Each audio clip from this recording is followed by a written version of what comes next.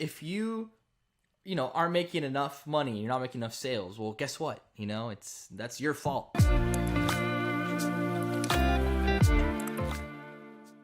And I always knew that sales was something that could provide a larger opportunity in terms of income for me. And throughout, my travels, I had learned about sales and marketing. It always intrigued me. I never had a problem speaking to somebody. I just didn't have the right vehicle. So first it was selling, Jesus and the gospel, convincing teenagers to spend their Friday night at church versus, going to the football game. And then it was selling music lessons. And along the way it was selling various things. But I actually just went online and saw a job application for high net worth sales. And I don't know if it said luxury sales or jets or whatever, but I just kind of stumbled upon it.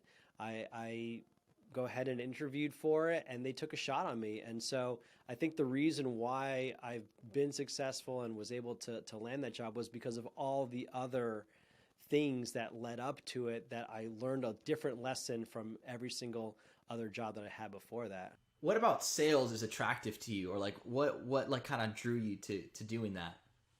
It's based around merit, so I'm kind of in control of my own future, and I have to level up if I want to level up my income.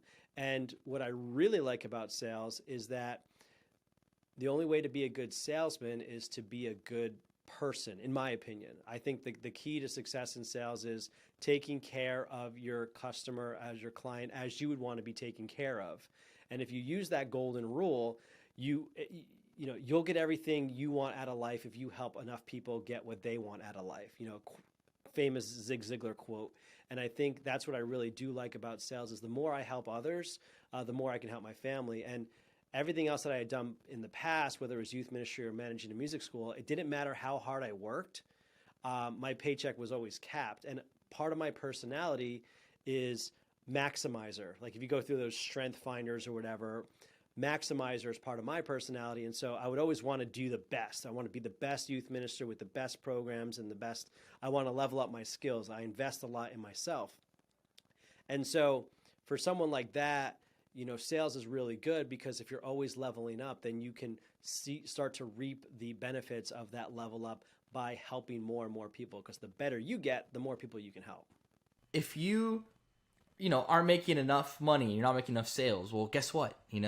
That's your fault. Yeah, you got to take responsibility. Success is your obligation. It's your duty. It's your responsibility. Exactly. And I love that because, I'll talk to people and they're like, well, I like a stable income and I like having that, kind of safety net. But, if you're living in a safety net, you're never gonna, you could have so much potential, right? And you're not seeing the fruit of that labor by just, being capped at a salary like you were saying. It's really based on the merit. I definitely think, salespeople are built differently. We're wired differently. We're a little weird.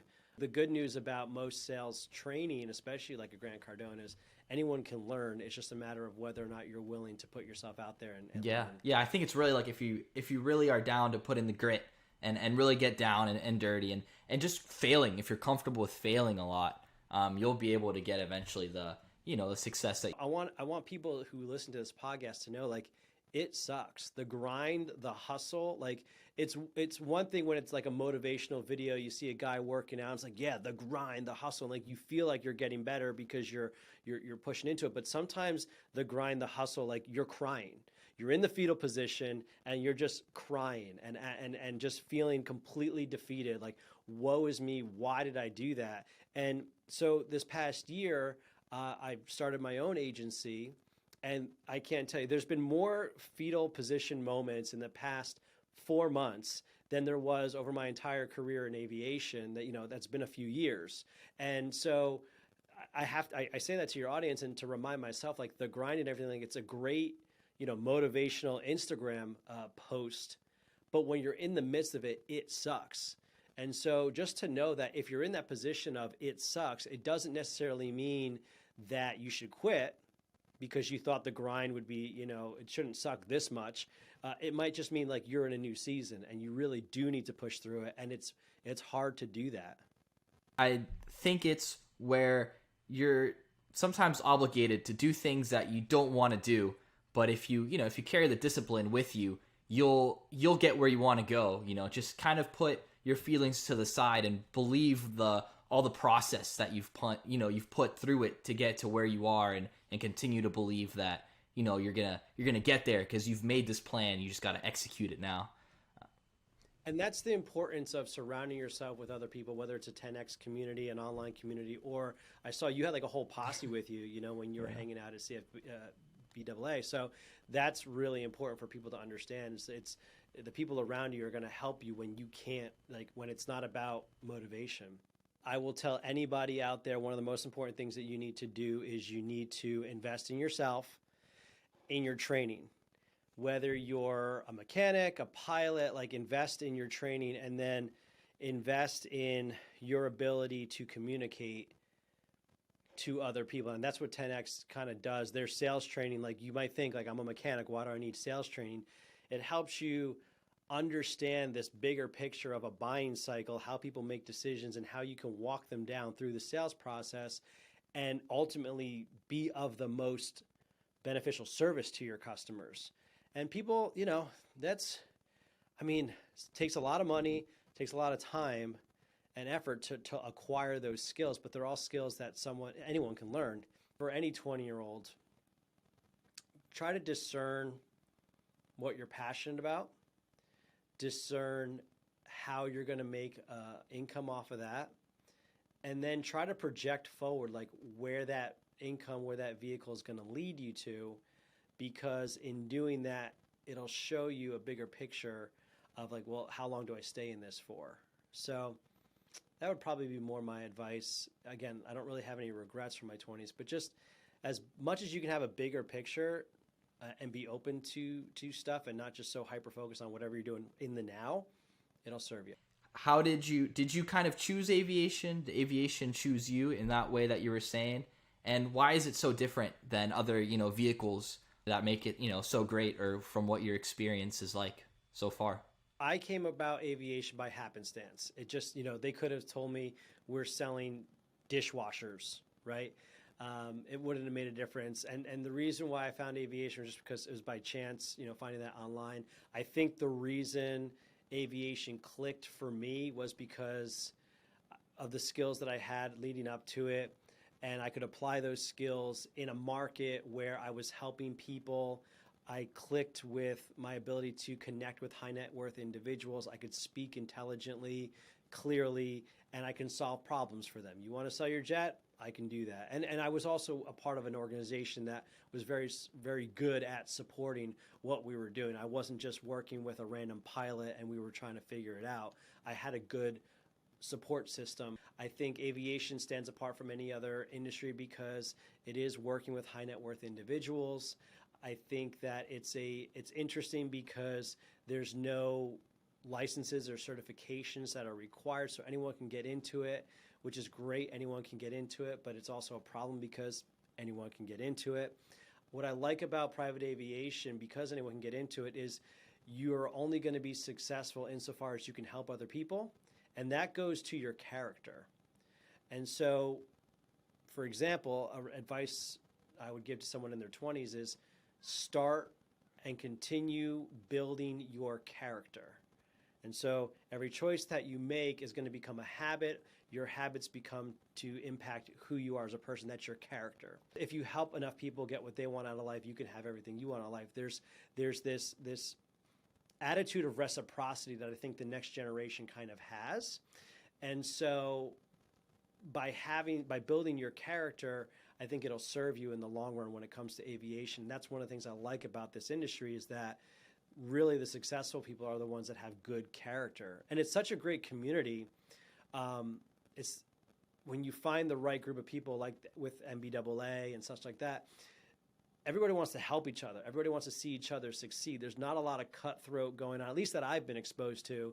And I think that's partially by the nature of the aviation community. We just love this stuff. And it's also like, I just don't want to do business with those kinds of people. So I don't usually find myself doing business with those. The question that came up when you were talking, how do you interact, or is there a way in your mind or thought process to reaching out to a high value individual before, being interested in telling them, oh, about a sales or finding out what they're, looking for or any of that sort of nature?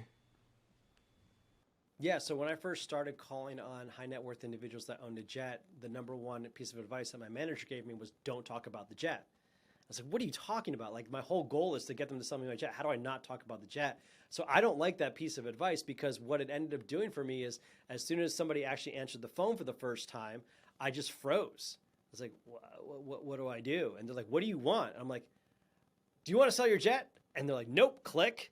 And so I'm like, oh my gosh, like that was my very first phone call talking to somebody, and I already failed. Well, there's no place to go but up from here. So the best piece of advice I got from my former agency was sell to people the way you want to be sold to. And what that did for me is that allowed me to, number one, I had to understand, how do I like to be sold to? So another piece of advice for people, figure out, how do you like to be sold to? When you're going through sales training like Cardone or whatever it might be, you start to see there's different methods, right? And so what kind of a buyer are you? Do you like a lot of information, analytical data? Do you buy mostly on emotion? Do you buy, everybody buys basically for two reasons. It's to solve a problem, or it's just for the emotional like enjoyment of it.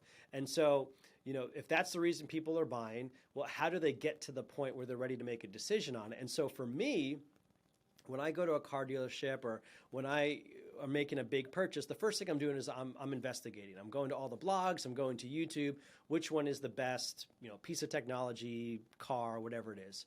So I am the kind of person that I like to find a lot of information, and whoever provides me that information, that is the person that I know, like, and trust, and that's the person I want to do business with. So for me, as I progressed in my career, I was very transparent, and that's why I started my YouTube channel, is to be that authority that was available online. There's nothing that would frustrate me more as a buyer if I could go online and I couldn't find information about something. That was very frustrating to me. So I tried to make myself available for people to find the answers that they were looking for. So the other thing is, if someone's going to call me out of the blue, so the video stuff is kind of stuff that was in year one and year two, year three. But starting out, if someone called me out of the blue, I don't want to hear, hi, Mr. Lelyo, how's it going? This is Daniel. Like, how's the weather over there? It's like, what the heck, man? Like, you're interrupting my day. What do you want, right? And so for me, it was more about getting to the point. And I would call someone and be like, hey, Daniel, this is Tom with Jet Life Aero. Good morning, right?